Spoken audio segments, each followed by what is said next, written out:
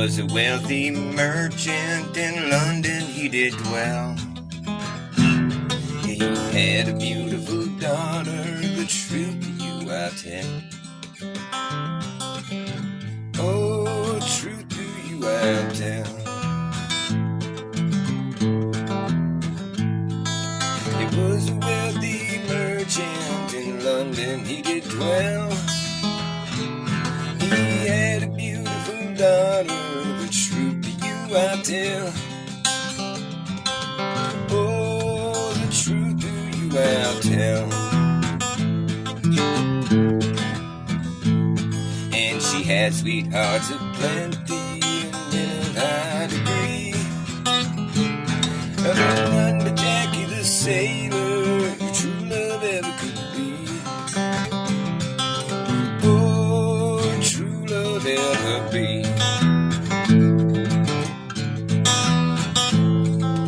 Jackie's gone a sailing with trouble on his mind. He left his native country and his darling girl behind. Oh, his darling girl behind.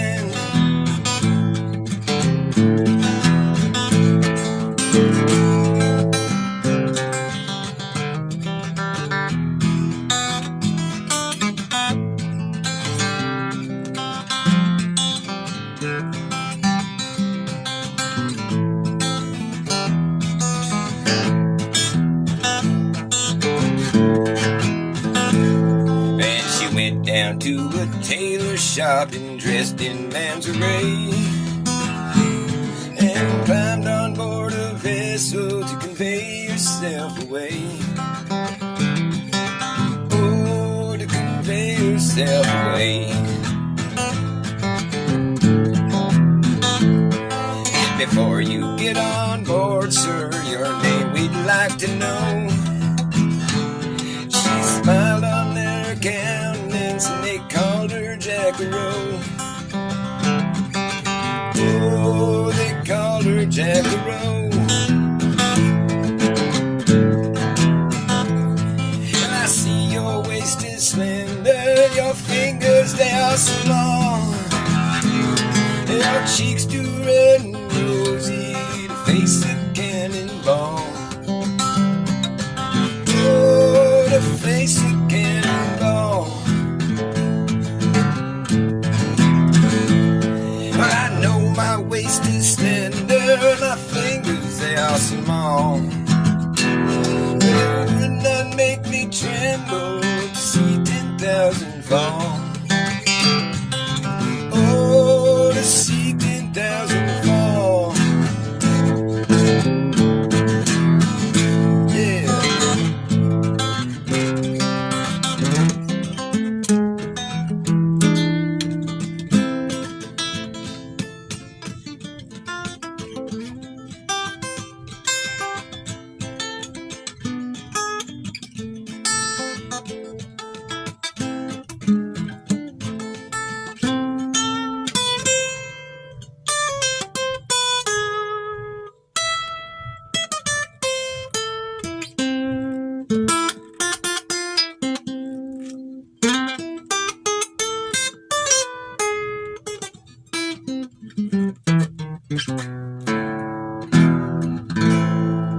Well, the war soon being over, she went and looked around.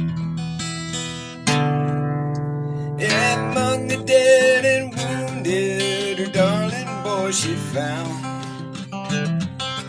Oh, her darling boy she found.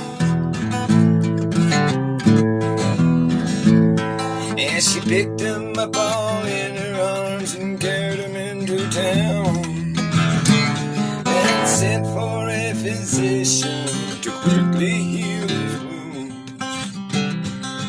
Oh, to quickly heal his wounds. As a couple they got married, well they did agree. As a couple they got married,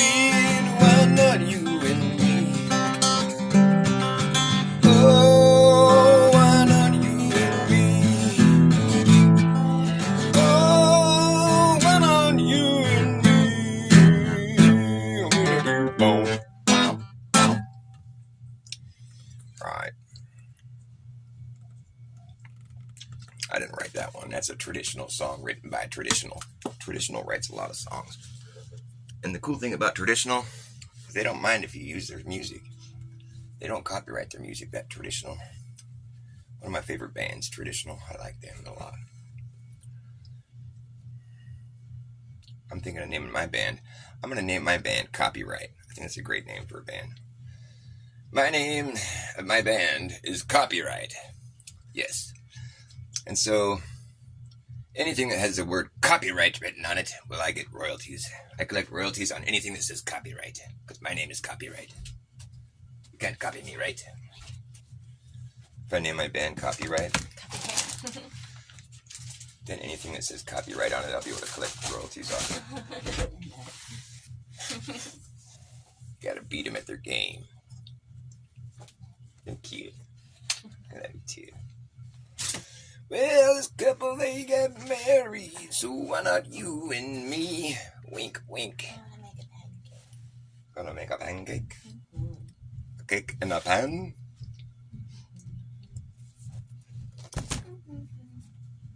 I can't think of any other way to make a cake. You could put a cake in a pot. Pot cake. I'll move out of your way.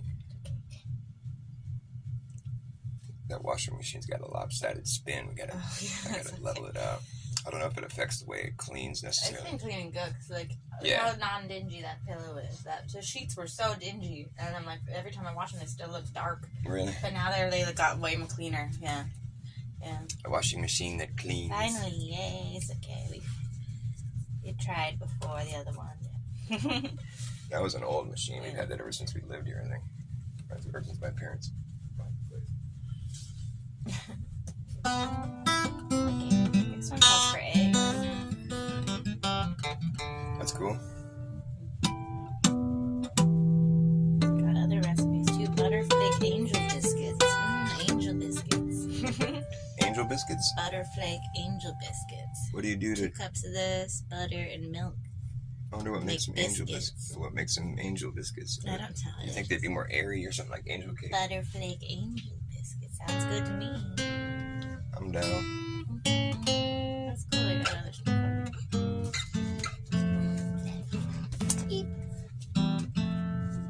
Beep, beep. I'm going to play one more song and then I'll move outside. Am I in your way?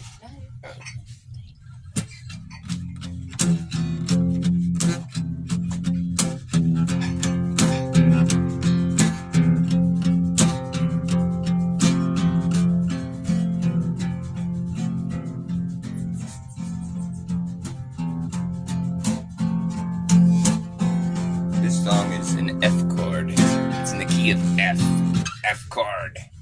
F chord. F chord.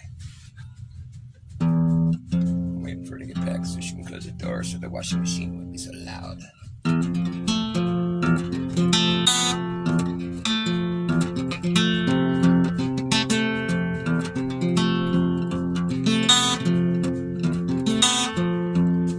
Can you close the door? Thank you.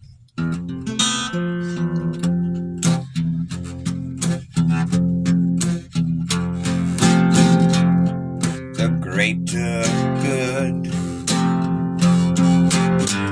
was neither good nor great.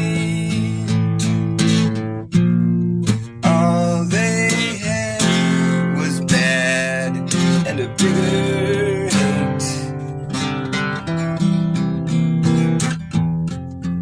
What they'll create. Some people call their fate. I guess for them it's way too late.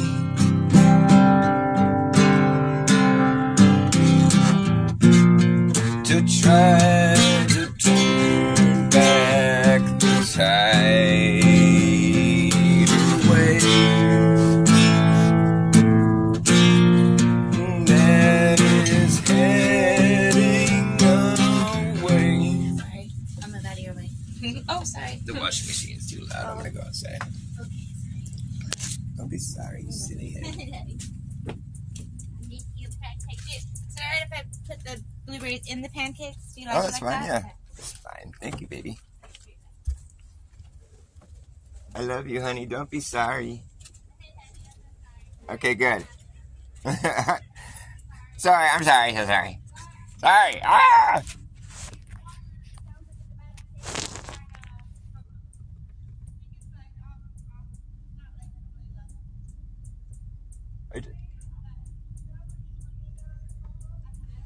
The crown? Oh, do you have a crown? I can't see it. I think it, you know what it is? We don't need no stinking badges. Yeah. You have $2 I can borrow, or like 8 quarters. Yeah. Can I have it, please? You need it right now? Yes. Well, what are you going to do with $2 right now? Give it. Put it in your wallet.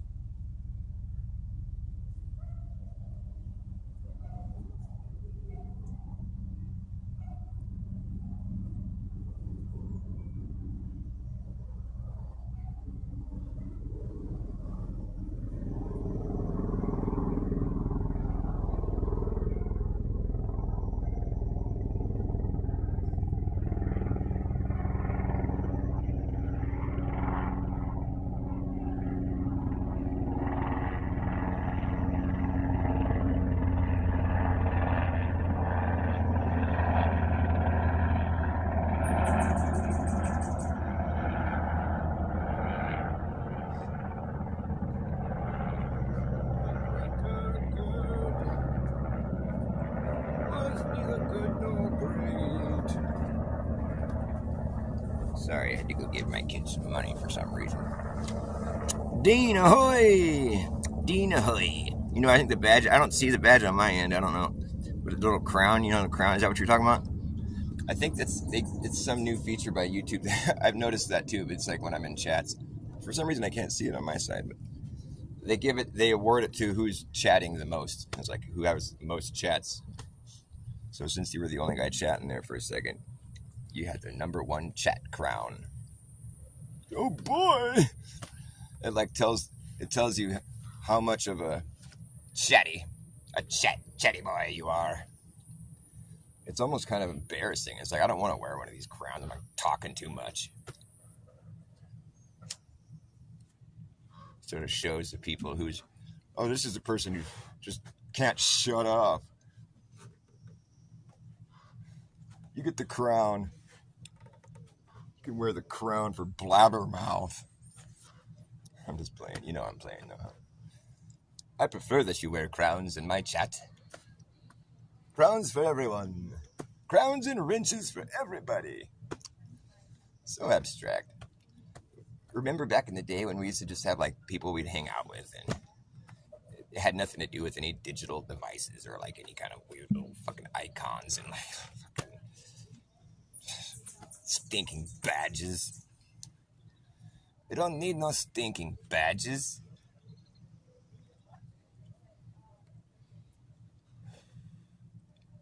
Papers, please. I'm trying to formulate the most concise. For one, I'm going to do two different things. I want to formulate the most concise, like, I guess it would be defense or just statement on the note of the tragic situation of our legal system, or if you want to call it that, which is that of the bread and butter of the, like basically the, what's keeping the whole thing afloat as far as the, like the legal, you know, the prison system or whatever. If it wasn't for the victimless crimes, this shit would have gone belly up a long time ago. I bet you a good 80% of the people that are in prison right now, there's no victim. They're the victim of their own, you know what I mean? It's like people, it's like they're either technicalities or they're like, they get caught with a possession of, you know, or contraband or something. It's like something that's been outlawed, or like, you know, it's especially it's a great moneymaker when you make some addictive substance illegal, and to where it's like, you know, with the like fucking punishment of imprisonment, you know, where it's like you're just minding your own business and then you get harassed and then they find something on you that that's your addictive substance that you're carrying with you because you're addicted. I mean, without having to throw all that into it, it's just like this substance. You're not really, if the concern is that it's dangerous, well then, I would think they should just remove it from you and then tell you to be careful and send you on your way and then go about disposing it. But no, they want to throw you in jail. So it's like, in the case where we have a legal system that's supporting itself, like the people are getting paid for the head count, the number of people that are in jail. It's like the taxpayers have to shell out a certain amount of money to pay the people working at the jails per the amount of people that are in there. And so it's like the less people that are in there, the less money they get. So the more people that are in there, the more money they get. So the more victimless crimes, the more people we can get in there, the better, basically, is the whole point as far as they're concerned. And so there's not that many people out here in the world that really want to go do people dirty. It's like most people are inherently pretty decent. They don't want to go fuck everyone over.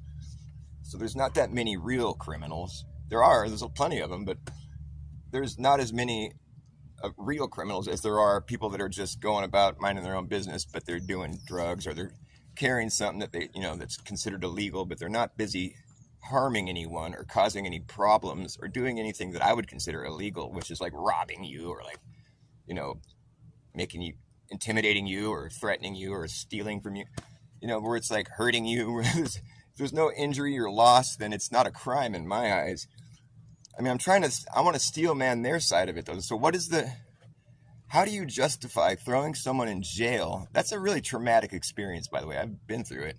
And in fact, I have a long list of victimless crimes that I've been accused of and sentenced for.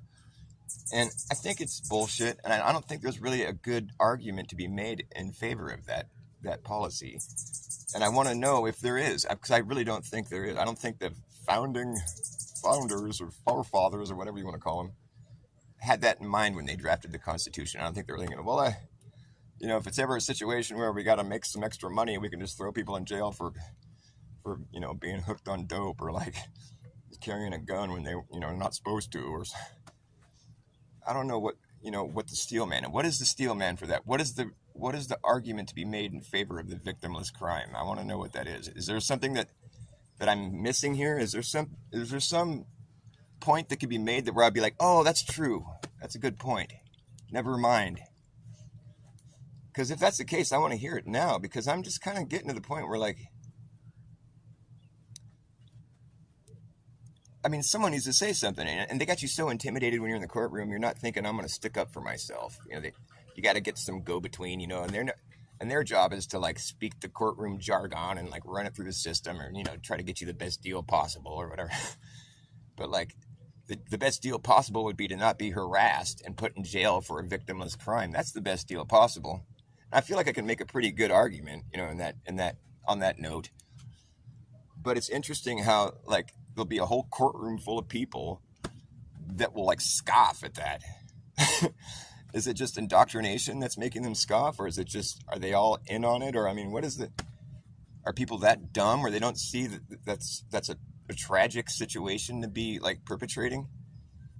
I mean, I would say the victims are the people that are being thrown in jail for victimless crime. So you're the victim of your own crime. Am I the victim or the crime, or am I the victim and the crime? How about if I'm the victim and the crime? I'll just do this. I'll be like, hey, I decided to drop the charges on myself. I feel like it's, I let bygones be bygones. I've had a good long conversation with myself about it, and I've come to the conclusion that I don't want to press charges on myself. So see you later. Thanks for your time. Sorry about the confusion. Do I make a good point, or am I stupid? Constitution. It's like, who took the liberty to take our liberty? Who took the liberty to take the liberty away? It's like the Statute of Liberty has expired. You no longer have that. No. Now you've become part of the corporation. You've been absorbed into corporate America, where you are just a fictional straw man that you're pretending to be. And it's like this weird, like, technicality. If you go in there and be like, I'm a living, breathing man, and I want to know who the victim of my supposed crime is, and if you can't present that victim to me, then I want to know why I'm standing here wasting my time. And yours? Is it that easy? I mean, is that all you have to do? I don't need a lawyer for that. I mean, you don't need a lawyer to make the most basic fucking argument. Really. It shouldn't be like, it's not fucking rockets. Well, rocket science isn't rocket science, so that's a bad quote. How about a bad figure of speech? It's not like complicated. How about that? It's not a hoax. It's the same thing as saying it's not rocket science. It's not a hoax. Well, it's not really the same thing. It's exactly the same thing, but just a little bit different, so it's not really the same thing at all. So never mind. I'm just spitting some shit just to give you something to think about, you know? You didn't tune in the old Dr. Bass show just to fucking zone out and not think about things. No, I'm trying to get the wheels turning in there and make you think about something at least, instead of just thinking about nothing, turning into mush. You know, if you don't use your mind, there's this thing called atrophy. Atrophy. You get a trophy. You get a trophy of your mind. If you don't use it, you win the trophy of being a useless piece of flesh. They're handing out trophies these days. You win the stupid prize for playing this stupid game. Congratulations, you're number 1. You'll be released in 8 months. On parole. Notice how the legal system is all P's. It's all P. This P, it's all about P. The letter P is significant for some reason. You have to show up to cop a plea to the pre-trial, and the prosecutor and the perpetrator and the plaintiff, and you'd be put on probation or in a program where you can go to prison, or if you get out, you're on parole. And I mean, it's all about the P. It's a policy and the penal code and the policing and the fucking people versus. It's all about the. Please, Eddie, please. Rocket psyop, yeah. Psy. Oh, Psy Mandan. Mandan. That's how you should say his name. Psy Mandan. Dan. Psy Mandan. I always thought he was kind of just like he looked like this like cheap, like fucking. I just wondered like how he was able to get so many subscribers, because he's not like charming or funny or smart or, well, anything that would want to make people sub to him. I think it's just the fact that he's speaking against something that's inducing so much cognitive dissonance that it sort of like helps you through it a little bit. You're like, oh, that eases my cog dis a little bit. Oh, I like you. Oh, Psy Mandan. Stupid, huh? What's up, Ast? How you doing, my friend? ASD, what does that stand for? Stupendously. Is that your initials? My initials are FRC, Forest Ray Co. I was born to be a ray of light in the forest, to coexist with the world. No. Ray is my middle name. R-A-Y. Ray.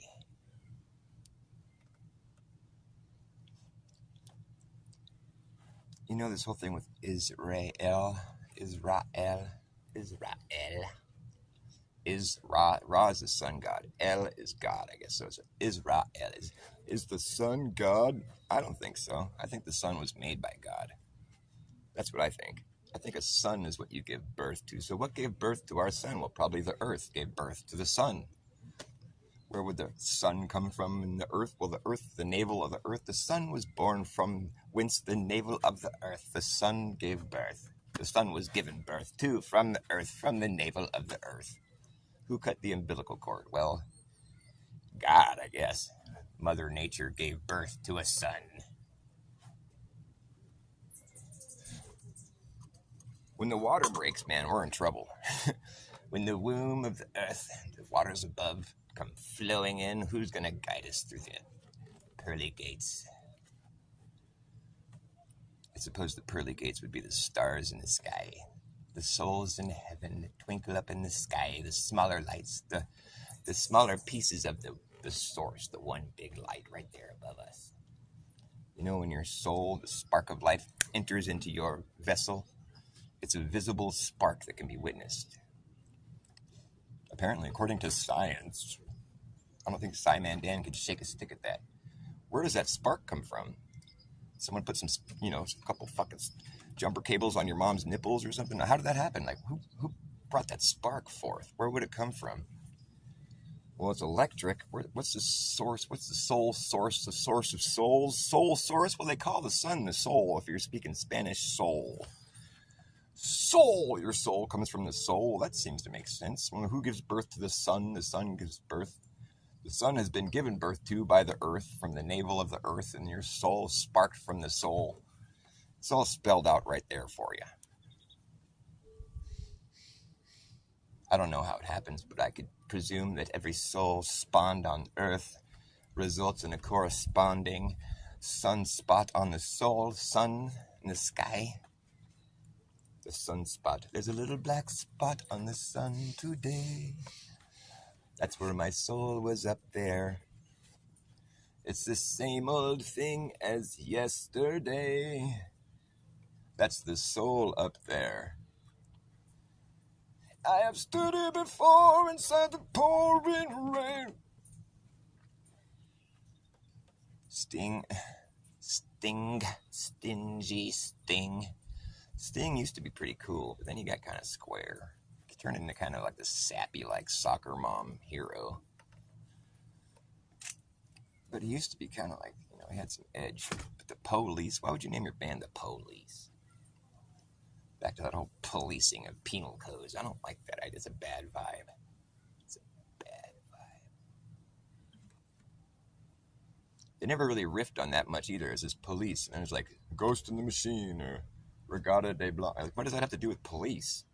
When you name your band something, you gotta riff on that theme. You gotta you know what I mean? I don't know what I mean. What do I mean?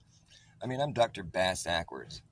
So I'm going to come at you with some reverse psychology or something. I'm going to play with this theme that I've presented. I don't want to just present you some idea and then just kind of stray away from it and just pretend that it's not there. Why would you name your band the Police and then never say anything about the police or make fun of it? Or what does it have to do with anything they're doing? I wonder. I just don't know. I don't have any answers for you. I'm asking questions. Really, all we have are answers, though. It's the questions that are harder to find. They say there's no stupid questions. What they really mean is there's no question stupid. They're going to outlaw the question mark pretty soon. That's the next thing you can expect to see is we have now outlawed the question mark. It's removed from punctuation. There's no more questions allowed. You will not be asking questions. Those questions lead to inquiry, which leads to exposing of lies. And we can't have that. That's what gets censored. Truth gets censored. We don't censor lies. Lies don't expose people. Lies are what's told to prevent exposure. So when you come at us with some truth, we got to eliminate that right away. No truth allowed. Shh. Don't tell people that jabs are bad. They might stop getting them. Don't tell people that suddenly is expected. It's unexpected suddenly. You can't have a suddenly expected. Things that are expected don't happen suddenly. That's a contradiction in terms. That's an oxymoron. It's at war with itself. Kind of like the Department of Government Efficiency. Now that's an oxymoron. Doesn't make no sense. But if you let the government govern your mental condition, you're in bad shape, let me tell you. If you know what's down, then you know what's up. And my mission is to rise above the submission. And if you're asking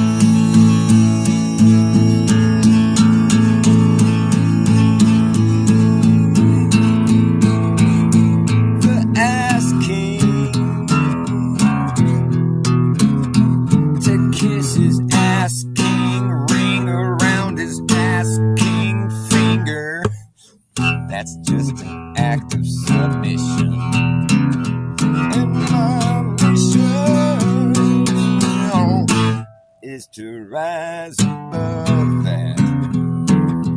Yeah. Are you a man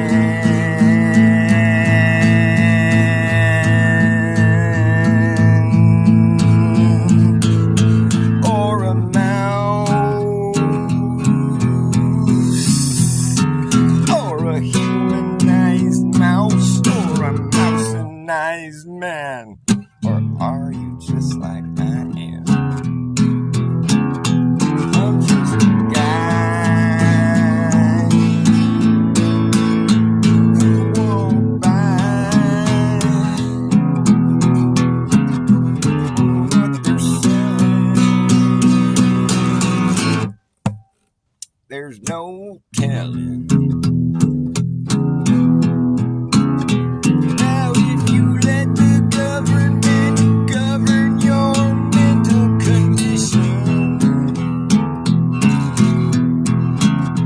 you're just another mousinized man of the system. And my mission is to rise above that. Oh yeah. If you know what's down,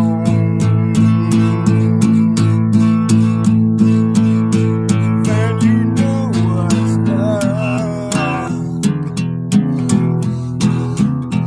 And my mission. Oh baby, you're so cute. Oh wow, lovely. Look at you go. Thanks, baby. Look at this delicious breakfast my lady has fixed for you. Oh shit! Oh. It's a pancake with our homegrown strawberry upon it. Atop it. Atop hat. There's a top hat. There's a top spinning atop your top hat. Everyone's got the same damn black top hat on their damn fat head. Everyone's got the same damn black top hat on the damn fat head. You ever wonder why everyone back in the day, they all shopped at the same store? They all had the same fucking outfit, same black top hat on their damn fat head. What's the real story with that? Why do they all shop at the same store? Nobody's like that nowadays. Everybody wears different clothes. I mean, there are trends, but it's not like the kind of thing where every single fucking person has the same fucking outfit on. It's almost like they like hand it out like, are you a girl or a boy? Okay, here's your outfit. Here's your costume. Now go stand in front of this Romanesque temple and pose as though it was something you could possibly build with your primitive means. It's like we're riding around in a horse and carriage, you know, and it's like, let's build some buildings. Okay, let's build like let's go get some, 20,000 ton marble pillars and, get a good dozen of them, and then let's construct a domed roof with, like a few thousand tons of masonry, and, supporting its own weight, an open ceiling. Let's do that. Let's figure out how to engineer that. Okay, you got it all figured out? Okay, I'll throw it up. There it is. We don't need any blueprints. We don't need to know any of the science behind the engineering or how we did it. Just go do it. Nowadays, that'd be tricky. I think nowadays it would take some time. It's quite expensive, and there's a lot of engineering involved, and it's quite... you have to be quite skilled to be able to construct in that fashion. The Capitol buildings of our country are gorgeous. They're quite beautiful. And they're works of art. It's incredible. We take them for granted, those of us that haven't started looking into these things, because prior to me actually wondering how they built them, I had never really thought about it. I was like, oh, there's a Capitol building. It's a government building. You can see it by looking at it. Look, it's like a government building. They all look the same. But then when you think about it, this was constructed in the mid-1800s, and we didn't have any power tools. We didn't really have diesel engines. There might have been some steam-powered shit, of course there probably was. But some of these places, these towns were these fucking incredible, these fucking incredible buildings are made, and there's only like a few thousand people living there. I mean, I lived in a town, I think Boulder Creek has like 15,000 people that live in it, and it's a rinky-dink town. You know, it's podunk, like fucking,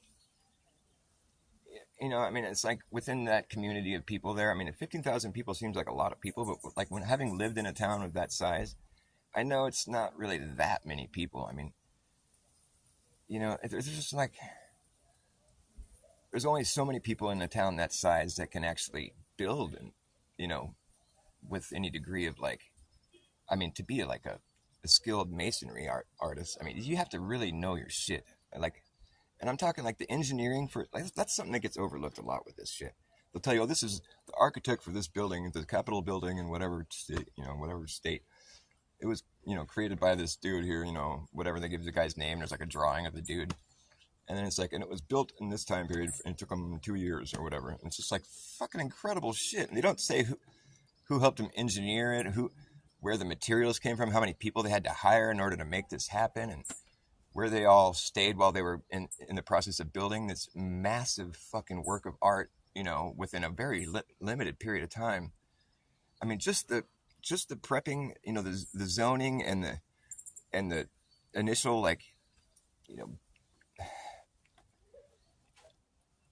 foundation and all that kind of stuff, you know, you have to dig deep without any, you know, excavators or like diesel engines. You know, it's a lot of manual labor just to remove all the dirt and just to get the place zoned and like figure out, and then graded, and like, you know, before you even start digging, I mean, it takes a lot of know-how, and you got to understand what's underneath. Like, you got to know how far down, like what kind of bedrock you're working on, and if there's any underground waterways, you know, that are going to potentially cause, like, you know, like some sort of possible compromising of the stability of your massive masonry palace that you're presuming to construct for what reason now? I mean, I run into so much cognitive dissonance when I try to steel man the position of like, yeah, we just built these buildings here for these states, you know, when there wasn't even that many people living in certain places. Like, it wasn't even really like necessary yet. And I just wonder, how did we go from being like these people of humble means, these farmers, these gold mining, you know, cowboy, you know, horse riding, card playing, gun slinging, fucking bar brawling, card playing, you know what I mean? I'm talking like old West, you know, tumbling tumbleweeds, fucking cathedral building cowboys. Like, what? There's some disconnect there. I just don't know. I don't know why that seems like a tricky one to wrap your mind around. Like, I feel as though there's people like Karen B, for instance. She just doesn't want to hear about the old world conversation. Like, oh, well, obviously somebody built it. Look, it's right there. There it is. Yeah, we're not saying nobody built it. We're just saying that, like, perhaps the people that were claimed to have built it weren't capable of doing that quite yet. Like, when you have that kind of architecture coming up in your society, it's a sign of a very mature civilization, a very intelligent and mature civilization that's hit the peak in their progress. Like, as far as like, they've reached a point, it's like a plateau of like, you don't just get there like haphazardly. You don't arrive there as like a humble, like up and coming civilization, you know, still trying to, you know, maintain, you know, provide enough to like get by and like feed the people or whatever. You don't reach that level of craftsmanship. I see I've lost my audience. You know what, audience? You can go find someone else to listen to. Maybe, perhaps you just aren't ready for the truth I have to offer. I'll finish my thought just for my own fucking sake of like closure. The point is, you don't reach that level of craftsmanship and artisanry in the early stages of your civilization that's up and coming. That's something that comes along later. Like, you have to it's a society that's very mature and very elevated, like enlightened, and they have a lot of time on their hands and a lot of, there's no expense that, that they spared no expense. They had plenty of time. They had very brilliant people and they were trained really well, and they fucking had a dedication that's unrivaled. You don't go, after reaching that point in your society, you don't go backwards and start cutting corners and making these ugly half-assed buildings that are just like, you can take it or leave it. Like, it's just nothing worth like talking about. It's just a fucking square looking building. It's boring. It's nothing that you would ever think twice about. You don't go from making these fucking beautifully ornate, like this opulence that is awe-inspiring. You don't go from that to like these fucking garbage. You don't work backwards is what I'm saying. It's kind of like, what does rocket science and palace building have in common? They're two, I'll tell you what they have in common is that it's like these things that we've achieved and then forgot how to do. That doesn't make sense, man. That doesn't jive, dude. You don't stop. Once you reach that point, you keep excelling. You don't go from making these palaces, these fucking incredible engineering feats. You don't go from doing that to building these fucking crappy, and not only that, but you don't tear down something that's like that to put in its place this ugly looking piece of shit. You don't do that. People, that's not logical. It doesn't have like there's no chronological like coherence. It doesn't make sense. It leaves you wanting to ask questions versus feeling satisfied with the story you're given. Like, it makes you feel like there's something missing here. It's only natural for you to want to say, hey, perhaps that wasn't our work. Like, since nobody knows how to do that now, and since it's quite a feat to have achieved, a lot of education, a lot of hard work and dedication went towards being able to do that. That's not something you just let go of willingly and just like say, okay, never mind. That's called progression. You don't work towards something and achieve that level of greatness and then just say, okay, let's go the other direction now. Let's start making some crappy shit. It's too expensive, man. That's not what happens. That's not how reality plays out. So I make the argument that something is missing from the story. I'm not claiming to know what that is. I'm just claiming that the story doesn't check out by any level of like logical analysis. I think what we're looking at is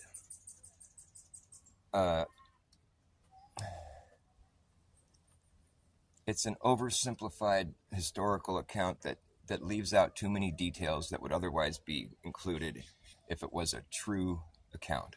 Like, there's no historian that would like be unconcerned with the details of how those kind of buildings were built. That's not information that would just be kind of like, we don't need that. That's the stuff that anyone who's got any kind of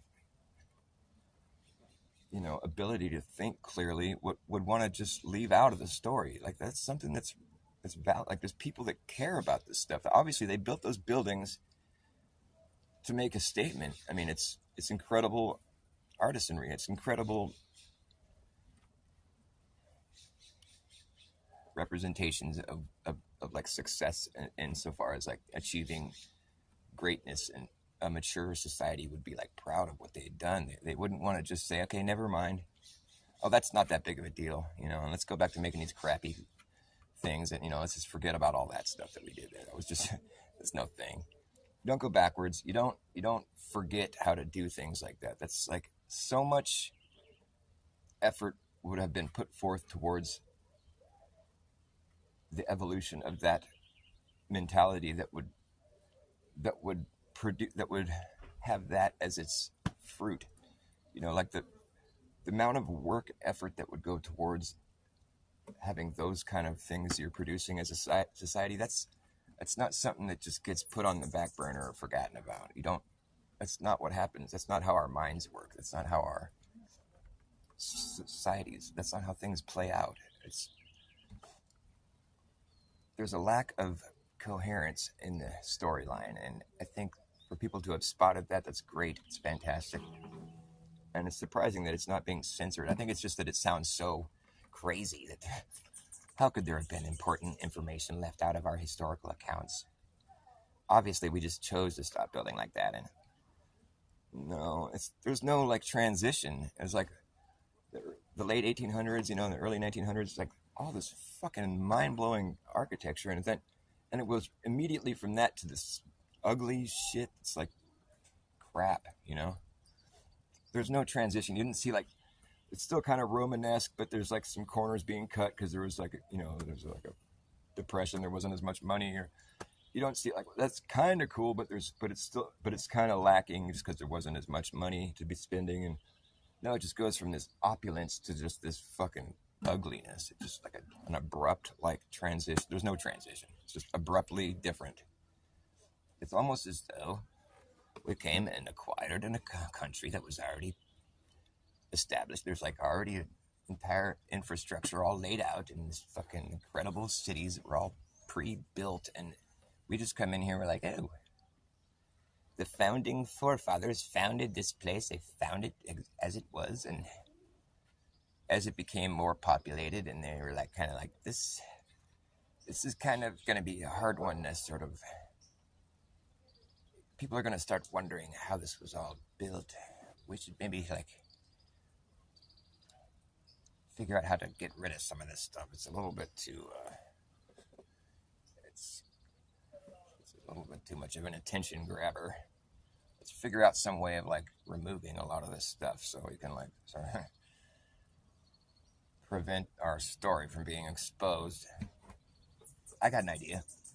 Why don't we call it a World Fair? And we'll make a bunch of like cheapo knockoffs that look kind of like these buildings, but we'll do it with cheap, plaster and fucking styrofoam. we'll make these like replicas that look kind of like it, but we'll just make it so it's easy to tear down, just stuff that's like, look, we made all these, it's like temporary buildings that look really great, but it's like people will see us building these temporary buildings, and then when the fair is over, we'll destroy all the temporary buildings and the old ones that were there already. And then while we're tearing down the old ones, we'll take notes and see like what we find, like try to figure out how the fuck they built these things. If you want to know how something's built, well, what do? You got to tear it apart.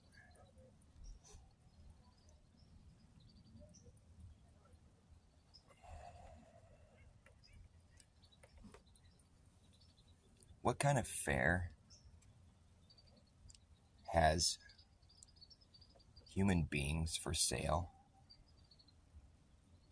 What kind of fair has different ethnicities on display like it's a zoo? What kind of fair do you go to where you buy a ticket and it comes with a workbook that's similar to like what you would get in school, where you have to complete like a series of like essays and questionnaires? And what kind of fair do you go to where you have to do schoolwork as part of the festivities, the pageantry? What kind of fair is that? It sounds more like an indoctrination camp. What kind of fair